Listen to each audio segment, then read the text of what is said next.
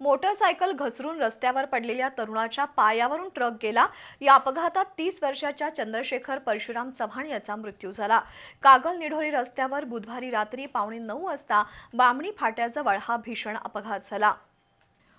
मूळचा विजापूर जिल्ह्यातील हरळी तांडा इथला चंद्रशेखर परशुराम चव्हाण हा तरुण सिद्धनेल्ली इथं जेसीबी ऑपरेटर म्हणून काम करत होता।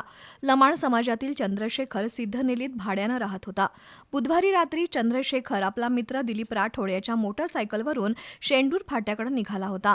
कागल निढोरी रस्त्याच्या कडेला जेसीबीच्या साह्यानं चर खोदण्याचं काम सुरू आहे, त्यामुळे रस्त्याच्या कडेला पडलेल्या मुरमाच्या ढिगाऱ्यावर त्यांची मोटरसायकल गेली आणि चंद्रशेखर चव्हाण रस्त्यावर पडला।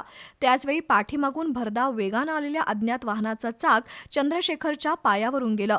या अपघातात गंभीर जखमी झालेल्या चंद्रशेखरचा जागीच मृत्यू झाला।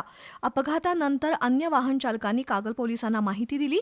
त्यानंतर कागलच्या ग्रामीण रुग्णालयात विच्छेदन करून चंद्रशेखरचा मृतदेह नातेवाईकांच्या ताब्यात देण्यात आला। या अपघातामुळे लमाणांच्या पालावर मोठी शोककळा पसरली होती। दरम्यान रस्त्याच्या खुदाईमुळे वाहतुकीला मोठा अडथळा निर्माण झाला असून त्यातूनच बुधवारी रात्री एका तरुणाचा बळी गेला। त्यामुळे संबंधित कंत्राटदारावर सदोष मनुष्यवधाचा गुन्हा दाखल करावा अशा मागणीचं निवेदन सिद्धनेल्ली नागरिकांच्या वतीनं आज कागल पोलीस ठाण्यात देण्यात आलंय।